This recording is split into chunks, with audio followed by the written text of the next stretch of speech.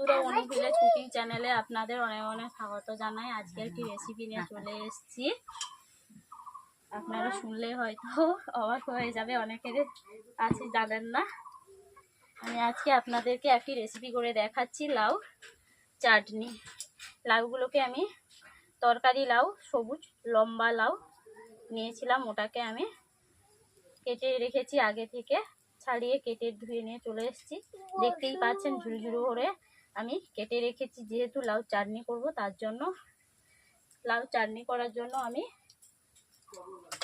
কিছু উপকরণ নিয়ে নিয়েছি, দেখতেই পাচ্ছেন।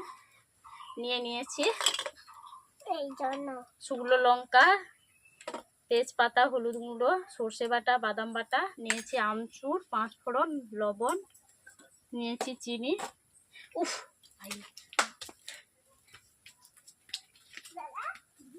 খুব সহজ পদ্ধতিতে কম সময়ের মধ্যেই রান্নাটা, ঘরোয়া রান্না, কম সময়ের মধ্যে রান্না হয়ে যায়।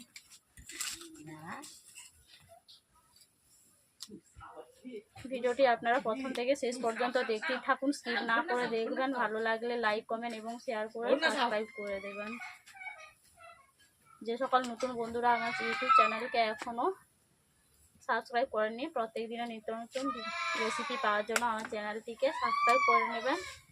আর ফেসবুক থেকে দেখলেন, ফেসবুক পেজটিকে ফলো করে দেবেন।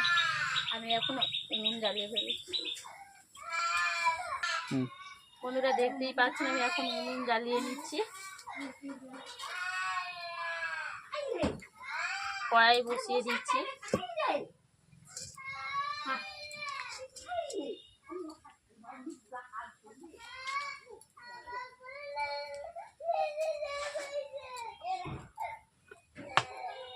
কড়াইতে আমি প্রথমে তেল দিয়ে দিচ্ছি। বন্ধুরা দেখতেই পাচ্ছেন, খুব কম তেলের মধ্যে এই চাটনিটা রান্না করা যায়।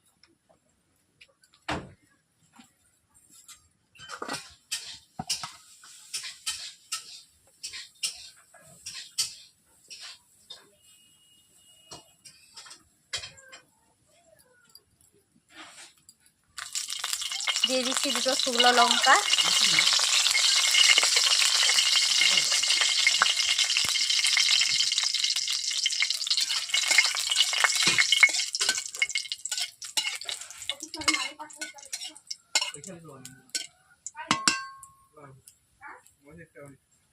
এরপর নিয়ে নিচ্ছি 5 ফোড়ন,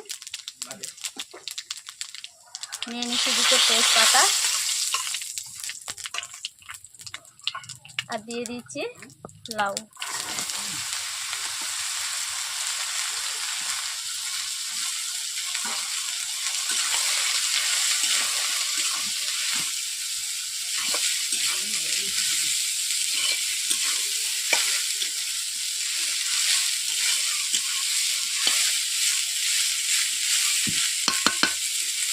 দিয়েছি স্বাদ মতো নুন। হলুদ গুঁড়ো, লঙ্কা আমরা ঘাসে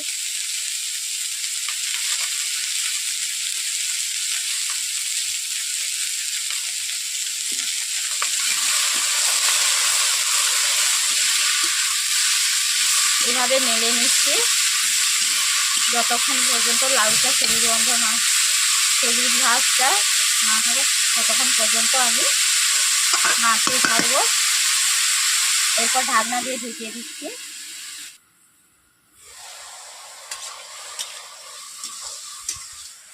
বন্ধুরা আমি ঢাকনা খুলে নিয়েছি, দেখতেই তো পাচ্ছেন।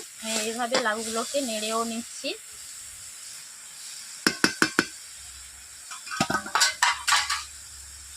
এরপর দিয়ে দিচ্ছি আমি হলুদ গুঁড়ো, দিয়ে দিচ্ছি আমচুর 2টো,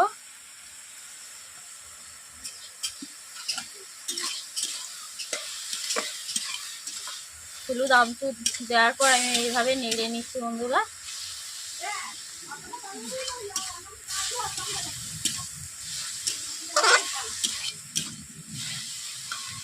যেহেতু কাঁচা বাদাম বেটেছি তার জন্য আমি লাউতে নেড়ে নিচ্ছি, লাউর মধ্যে বাদামটা।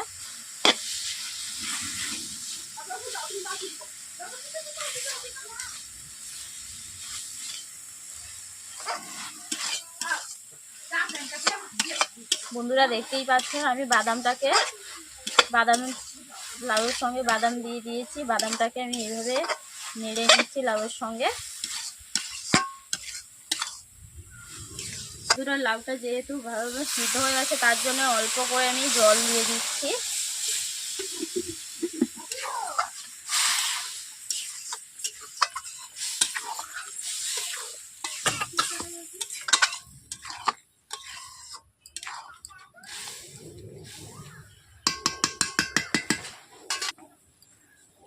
বন্ধুরা আমি আগে থেকে সর্ষে বাটাটা দিইনি, তেতো লেগে যাবে, তার জন্য এখন লাউ তরকারিটা ফুটছে চাটনিটা, তার জন্য আমি সর্ষে বাটাটা দিয়ে দিলাম। এখন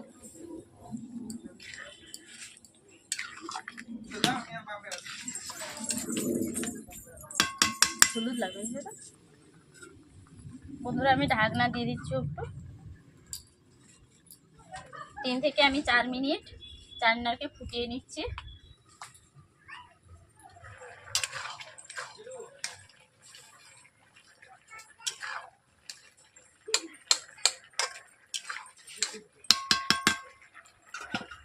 বন্ধুরা আমি এখন স্বাদ মতো চিনি দিয়েছি, যেহেতু চাটনি তার জন্য আমি স্বাদ মতো চিনি দিয়ে দিচ্ছি।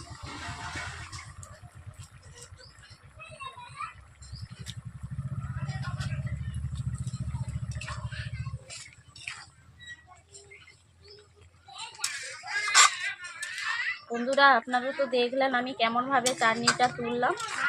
আপনারাও এইভাবে চাটনিটা বাড়িতে রান্না করবেন। কেমন লেগেছে তা আপনারা কমেন্ট বক্সে জানিয়ে দেবেন। খুবই সিম্পল রান্না।